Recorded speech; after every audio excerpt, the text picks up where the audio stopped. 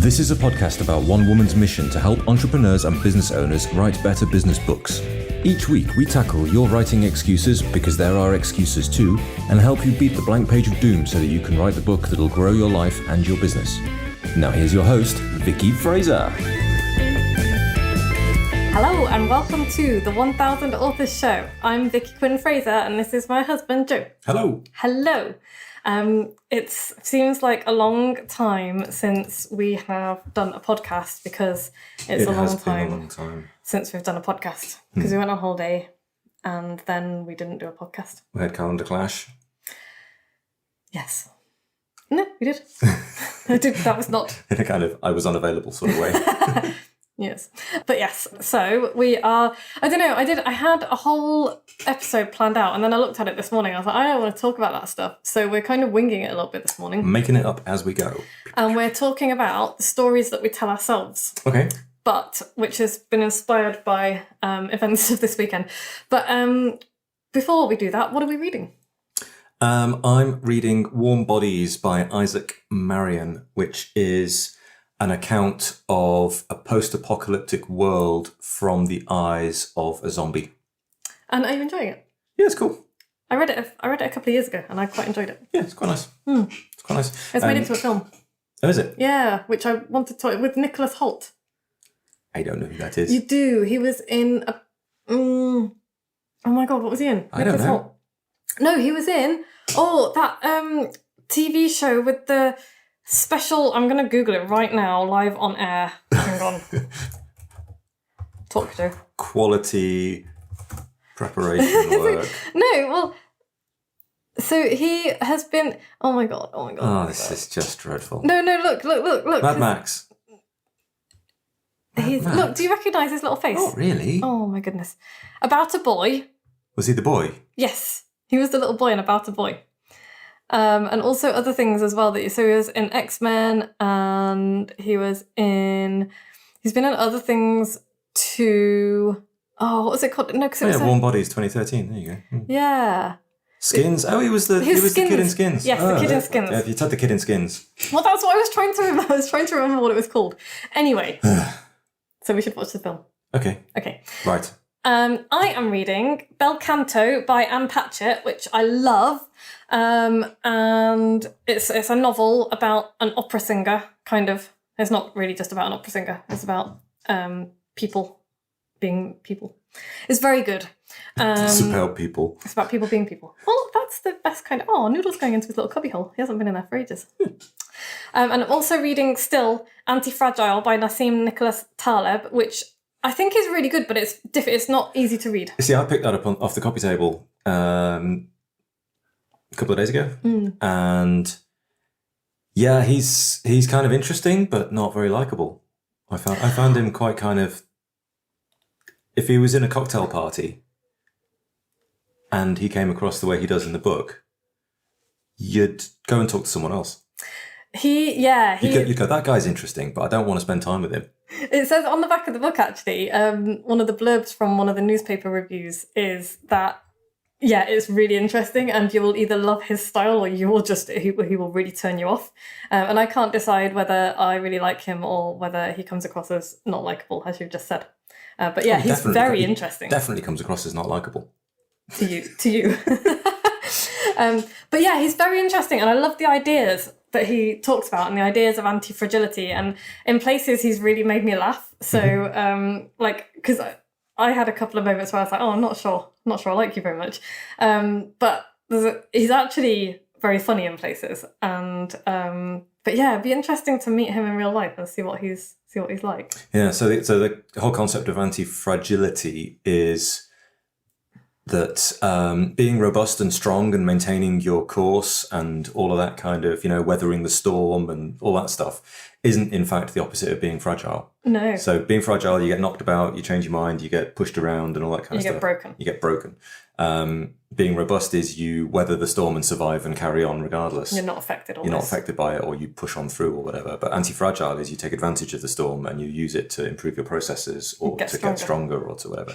Which makes perfect sense. It's how we get stronger. Like physically, it's how physical fitness and training works is like Yeah, the way your muscles get stronger is tiny micro tears in your muscle fibers that repair and strengthen the muscles. And, strong plants are ones that get pushed around by the wind a bit. Yeah. And they develop strength. And strong bone. And he was talking really interesting, and this is something I've been thinking a lot about recently, because like my parents are getting older and your parents are getting older, and I see them, struggling to move around, and I'm just like, I don't want to, and I know there's a certain loss of mobility that comes with age, but I don't want to be I don't want to be mobility impaired, and that's part of the reason why I work so hard at the bodyweight training that I do at the gym and everything at the studio, because one of his arguments, and this is backed up by research and science and stuff, is that actually loss of bone density isn't just the consequence of aging; it's vice versa as well. It's not inevitable. It's not necessarily inevitable, and it's like aging isn't a consequence of.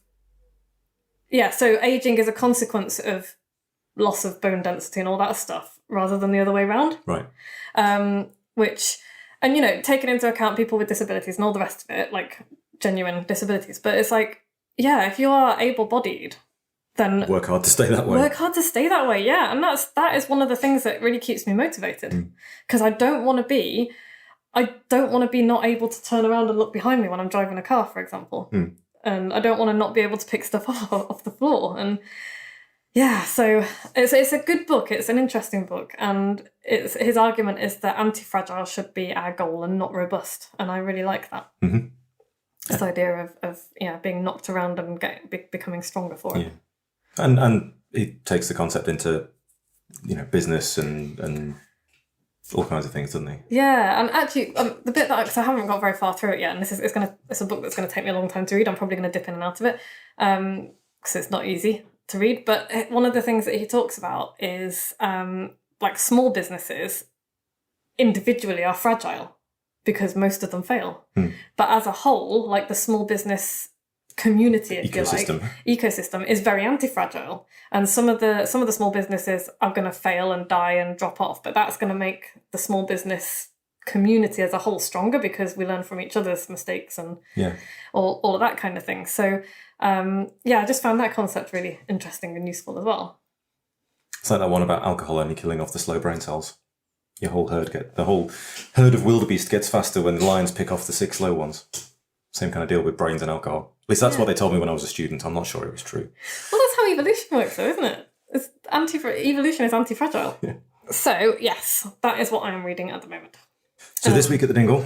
It's been very hot. It's been so hot. I've been startled a bit because I've been getting up before it's too hot, going to work quite a bit, going in an air-conditioned car to an air-conditioned office and coming back in an air-conditioned car, and then stepping into Vicky's office, which is not air-conditioned, and it's about 120 degrees in here.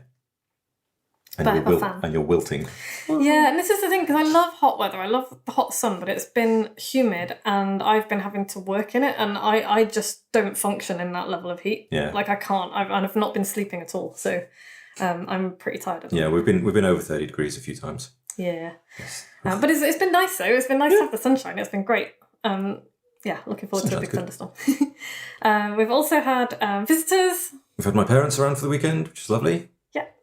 And we've got Scooter the guinea pig staying with us as well. Yeah. Who is my hairdresser and my friend May's... Hi, May. Scooter. Hi, May. So Scooter is staying with us, and he's got a little enclosure out in the garden near the sheeps, and they talk to each other. Eating a lot of clover. Eating a lot of clover and lettuce from our garden. And he's a little sausage. So... yeah, so I don't know even what we're really going to talk about. I don't know what we're going to talk about either.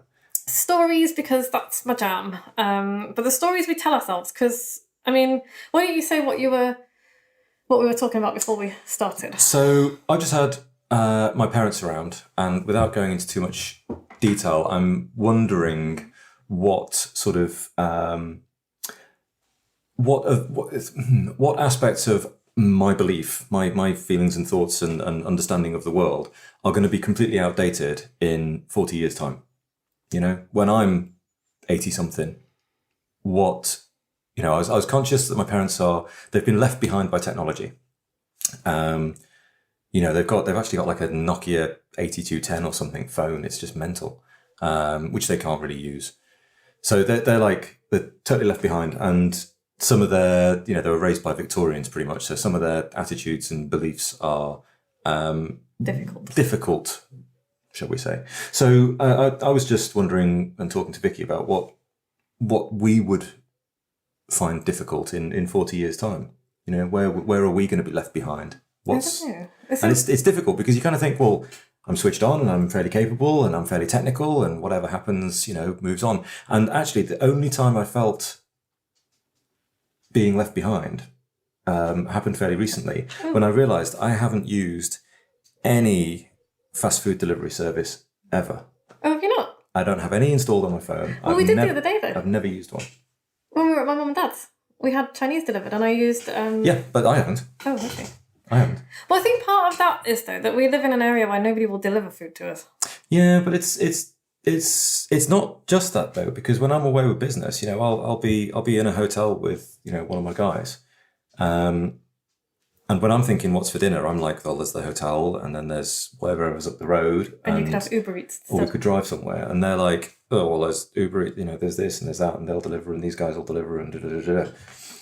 So that's one aspect of modern life that I've kind of not really engaged with. Yeah. So maybe I need to just order some fast food immediately. And then that's dealt with. It's fine. I don't know, though, because, hello, whiskey wants to get involved. But I don't know, because you do keep up with the latest smartphone technology and stuff, though. And I run... That's just because my company goes, here's your new phone. Gives me a phone. But I run a business as well, so I keep up with a lot of new stuff. And so that's not gonna change. I don't know, is it? It might do. Well, maybe. I don't know. Think of writers 40 years ago who were, banging away on typewriters. You might going to be in 40 years, you're going to be banging away on the Apple Mac or something, and everyone else has got a neural implant, Who the hell knows? Maybe. I don't know. And that's the thing, we can't possibly know, so we need to stay curious about it. Gotta stay curious. And that's the thing, this is what we were talking about, like, being self-aware about that stuff. Like, how many people actually ask themselves, where am I going to be a problem in the future? Like, what about, because I know that, I don't even know how to say this, because, like, I don't know if it's going to make me sound like an asshole or not, but, I'm going to be honest. It's like, I know that and this is where the stories we tell ourselves and the stories that people tell us come into this whole thing, because I was, I don't have scales in the house. Right. Haven't had scales in the house since probably not around the time that I met you. And the reason I don't have scales in the house is because when I had scales in the house, I was obsessed with keeping my weight under 7.5 stone, which is not a healthy weight for somebody of my height and build and all the rest of it. And the reason that I have always been obsessed with that number on scales is because my mum has always been obsessed with that number on scales. So that's the story that has been fed to me, is that thin is good. Yeah. Fat is bad. And I have to work really hard. To, because I would never say anything unkind to anybody, but I know that there's a snap judgment in my head that I have to work really hard to counteract as soon as it arrives. And I hate that about myself. I really, I hate it. And I know where it comes from. And I am You know why it exists? I know why it exists. And I am, and like logically, I know that it's not true either. Like the snap judgment is like, it'll happen. And then I'm like, I know that's not true. Why is that? Why am I thinking that? It's ridiculous. And so I have been thinking about where that story, because it is a story, where that story came from and why it's in my head. And I know where it came from and why it's in my head. And it's, it's not just my mom. I'm not just blaming my mom for this. It's the culture that she was in and that you grew up in. But it's the entire culture. Like even now, you look at women's magazines, which are basically poison drip fed into women. And the Daily Mail and all of that kind of thing and the message is, this is how women should be, this is how they should look, this is how they should behave, this is how they should act. And so you've got all of these stories fed to you from the outside. And I think the only way we can change things for the better is to really examine what we think and what our reactions to things are and what the judgments we make are, and accept that they happen, and then try and work through them and have a different opinion. It's the same kind of stuff that happens during like diversity training and that kind of thing, isn't it? It's you need to find your biases and you need to examine them. You need to look at them. But then not just that. That's not enough. You've got to then do something about it. And this is acknowledge them and do it. And this is where a lot of diversity training falls down. And this is what I've been learning from following people like David McQueen on LinkedIn. And if you're on LinkedIn, go follow David McQueen if you're interested in diversity and inclusion, and you should be. But he talks, and he does that. This is what he does. But he talks a lot about how diversity training is really not useful in many cases because it exposes people's biases and then does nothing with that. Doesn't give people the tools to, examine them and think, okay, well, how am I gonna not have this reaction? How am I not gonna be this person? And to do that is hard work. It's hard, like, to undo the stories of a lifetime in your brain is probably one of the hardest things you're ever going to do. And most people, I don't think, are willing to do it. And so if you are willing to do it, then yay, awesome, and stick with it. But yeah, it goes for everything. It's not just, racism and homophobia and transphobia and all that. It's all of the other things. It's body image. It's literally everything. It's like, and it's... Why do you believe what you believe? Yeah, and it's like, you know what, you might do all of those examinations of yourself and then be like, no, I stand by it. And it's like, whatever, you do you. If you've actually thought about it, then that's cool. And I'm sure there are going to be people listening to this thinking that this is woke bullshit. I don't care, you're not my people. Go listen to something else. Because if that's the reaction that people have to wanting to, be kinder and make the world better for, like, everybody, not just for a small group of people, then I don't know, that's something that needs looking at as well. But it's not woke to be looking at yourself and your own biases and your own thoughts and beliefs, is it? That's not woke. Well, some people would say so because it requires, bit of effort. Well, no, not just that, but I don't know. It's just like, oh, the world's fine and it doesn't need fixing. It's like, well, it's fine for you. Yeah, I guess. But I guess if everything's groovy, then you're spot on, aren't you? Everything's great. But actually, the irony of all this is that when we, like, do all of this stuff and make the world better for people whose worlds are not as good now, it lifts everybody. It's better for everybody. And this is one of the things that I find the most frustrating about. I'm going to talk about feminism and the patriarchy because that's something that I know more about than anything else. Is this idea that, when men get butthurt about feminism and sexism and all that kind of thing, it's like the patriarchy is damaging you as much as it's damaging us. It's preventing you from crying when you want to cry, from being truthful about your feelings, from all of this stuff that we're told is not manly, which is, look at the men's mental health crisis. It's the result of patriarchy. Like, direct fucking correlation.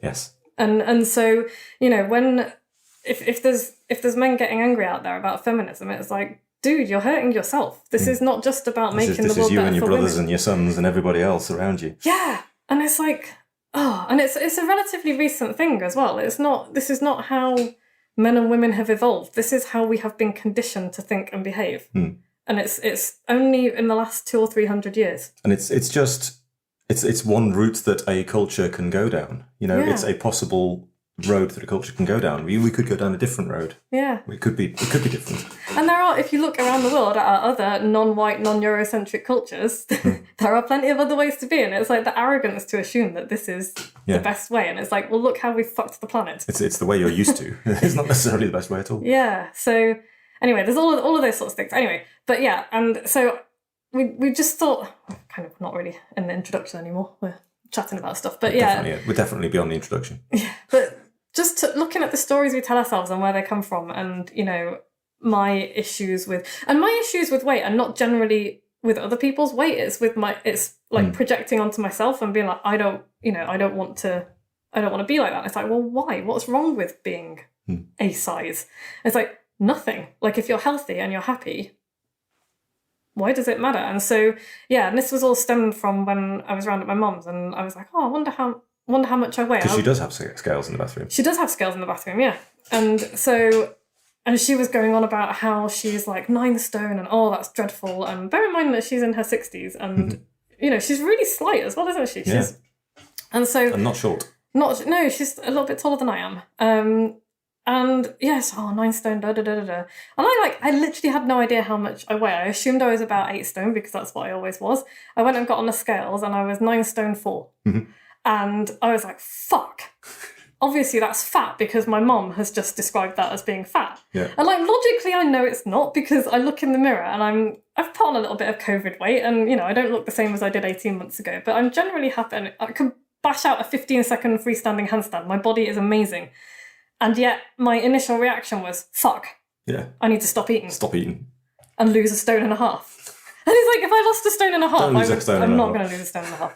But that was what was so frustrating, was that I was fine until I was there. And I you stepped on the scales. Yeah. And then suddenly all this conditioning piled onto you. Yeah, all of it that I've worked really hard for the last like 15 years to ditch, and it all came back again. Not like... Yeah. But I was just like, I said to my mum, I hope you do not talk like this in front of my nieces. Because yeah, I was quite cross actually. But yeah, so that was one thing. It's like, where do these stories come from?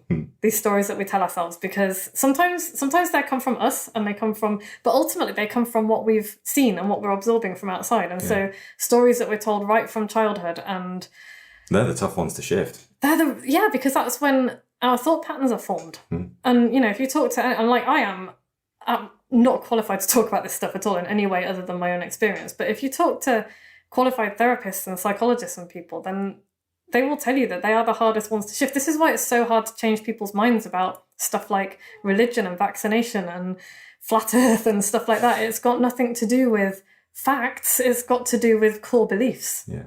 And those core beliefs inform everything about us. And to change them is incredibly difficult. I'm sure I've got core beliefs that are a problem for myself and for other people. And it's like, you can't always see them because they're just... Well, that's it. And when you get old, maybe massively unacceptable. We just got to keep on top of it, haven't we? We've got to keep moving forward. I think we've just got to keep having conversations like this and being like, you know, what do I think? Why did, you know, if you have a snap reaction to something, why did I have that reaction? Why is this an issue for me? And, you know, sometimes you're going to screw up. Like, I'm sure that I say stuff all the time. It's like one of the ways my brain works is that... And last night I said something and it would have been totally inconsequential. Nobody else would have noticed. And I spent the next 15 minutes trying not to cry because I kept churning it over in my head and being like, why did you say that? You're such a moron. And it just bothered it. And like, this goes back years. There's like things that I have said. And like my friend Jocelyn, who is writing a book. Hi, Jocelyn. Hi, Jocelyn. With my Weird and Wonderful Book Society. She said that this is what happens to her as well. She's really smart. She's like a brain coach. And she said that she does this, and this made me feel less like a freak, that, you know, she will ruminate for days, months, even years on stuff that she has said because her filter has broken and it's just popped out of her mouth. And she's just been like, oh, yeah. And like stuff that often other people don't even notice. Yeah. Sometimes they do notice, and it's just like I say stuff all the time and I'm like, I can hear myself saying it and I'm like, stop talking right now. And I can't. And then I'm like, I spend the next like half hour wishing that the world would end because I can't deal with it. And so, yeah, it's just like, yeah, it's difficult being in my head. Sounds it. Do you ever have that? Do you ever worry about stuff you've said? Not really. Like, no. Whiskey does. Whiskey worries. Oh, she's rolling around on the floor. It'd be nice to be a cat. So yeah, and you can kind of, all of these stories that we tell ourselves, you can extrapolate these stories to all sorts of other stuff that will, you know, keep us... I want to talk about limiting beliefs in too much detail because some of that is not just limiting beliefs, and a lot of people's genuine trauma and issues is written off as mindset blocks by people who just are unwilling to think about, you know, what might be going on. Sure. But, you know, if you're telling yourself, and I do this, if you tell yourself that you're never going to be a person who makes X amount of money, then you're almost certainly never going to be a person who earns X amount of money because you're putting a limit on yourself to doing the thing, you know, subconsciously you're not going to do the things that you need to do to get there. So if your story to yourself is always of lack and of not enough, then... Yeah, that's the world you're going to operate in, probably. Yeah, because where you put your attention matters. It's like if I'm feeling, you know, just a little bit despairing, sometimes it's just because that's the way my brain is wired, and sometimes it's because I have been scrolling too much on social media and looking at stuff that has been making me feel sad. And so I will make an effort to put it down and walk away. So it's about recognizing where stuff comes from and what kind of causes it. I think, and what stories we're telling ourselves. Also about whether or not we're good enough. Yeah. Are we good enough to do what we want to do? Yeah. It's other people who achieve that kind of thing or earn that sort of money or run that sort of business. Yeah. It's really impressive, other people, and inside my head I don't feel like that. Yeah. And the funny thing is, like, we compare ourselves to other people as well. It's like, oh, I really wish I could write like Anne Patchett, for example. Mm-hmm. And, you know, I'm sure that when she started out writing, she used to think, in fact, I know she did because I've read her memoirs, I wish I could do this, that, and the other. I wish I could be like them. And so we forget that the people who are amazing at what they do also feel like this a lot of the time. So apart from people like Jeff Bezos, I think, because he has no self-awareness at all. His penis mobile. He's gross. So yeah, I think, I don't know, what's the... But we need to wrap it up, don't we? We do need to wrap it up, yeah. What's the takeaway? I think write stuff down, write the stories down that are in your head, because I think that's one of the first steps to change. It's a good way to kind of explore your own beliefs and your own thoughts, isn't it? Is to write them down. Yeah. Even like little stuff, like changing, even little stuff, like if I drop something or bash my hand, like my initial instant reaction is, you're such a clumsy dick. Which I would never say to somebody else. But that's like a narrative that I've told myself, is that I am clumsy. Is it true? I don't think it's probably any truer than for anybody else, although... It's not true. Well, maybe, I don't know. But yeah, but that's one of the things, is like, I write down, it's like, oh, I'm not good enough, whatever, to do this, that, or the other. It's like, write it down, and it's like, is that true? If it is true, well, there is something I can do about that, because I can practice and get better at it. Yeah, you can train, you can learn, you can develop. Yeah, but I think even just having the conversation with yourself or with somebody else is a useful thing to do. But yeah, write it down, because we can change our own narratives. Yeah. It's not easy. Oh, Whiskey says no. Whiskey says we can't. Whisks. What's up? Hello. She wants... Anyway, right, back at the podcast. Well, Whiskey's got things to say. Okay. So yes, what's your takeaway, Joe? My takeaway. My concern is, the thing that's struck me the last few days is being left behind by the world. I'm going to try hard to maintain concurrency with things. Write things down. Think about stuff. Come from a place of kindness. Yeah. Think about where it came from. Think about where your belief came from. Oh my... Whiskey's just taken a screenshot. Nice. Hello. I'm going to say hello. So anybody watching the video can say hello to Whiskey. Oh, She's a good girl. She is a good girl. Have a purr, Whisks. Yeah. So yes, and I would like to always try and be a better human being. Be kind. And if you feel yourself not being kind, have a think about why. Yeah. So next week, who the hell knows? Who the hell knows? Because I had a podcast all planned out for this week and didn't do it. Clearly we didn't do that. So yeah, that was a bit of a ramble, really. Bit of a ramble. Worth getting out. Yeah. Worth going through it, in my head at least. Yeah. You're a good person, Joe. You're the best person I know. Wow. So yes. Let's crack on. What's going on? Okay, so no point talking about Right Night, because it'll have been and gone by the time. Right. But Right Night 3 will have happened by now, which just snuck up on me. So if you'd like to have been involved in that, you should have enrolled several days ago. Yes, when I started thinking about it. I'm going to do better for the next one. The next Right Night is happening in end of October. And so if you're interested in that, give me a shout and I will put you on the list. If you've listened to every episode, then email me with your postal address and I will send you a special silly gift. And if you like this podcast, go to iTunes and subscribe. 5 stars. Rate us and review us and all the rest of it. And buy my books. Also, I've got a book. How the hell do you write a book?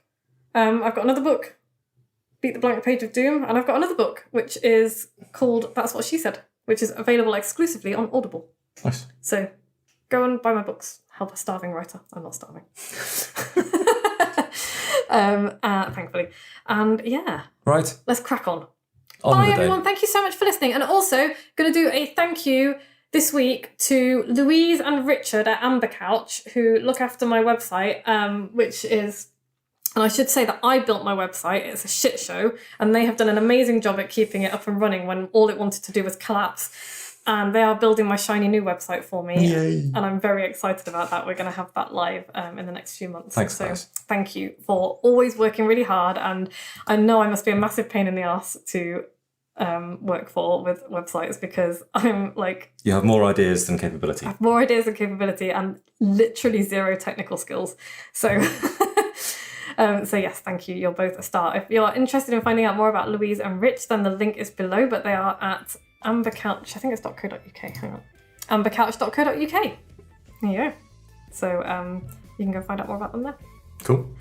And that's a wrap, folks. Thank you for listening. As always, thanks for joining me, Joe. No worries. Bye. Bye. Thanks for listening. You can find links and show notes on the website at moxiebooks.co.uk/podcast, where you can also sign up for the best daily emails in the multiverse and find loads of free resources to help you write your book. We'll be back the same time next week with more tales from the book writing trenches and the latest on what the tiny sheeps have been up to.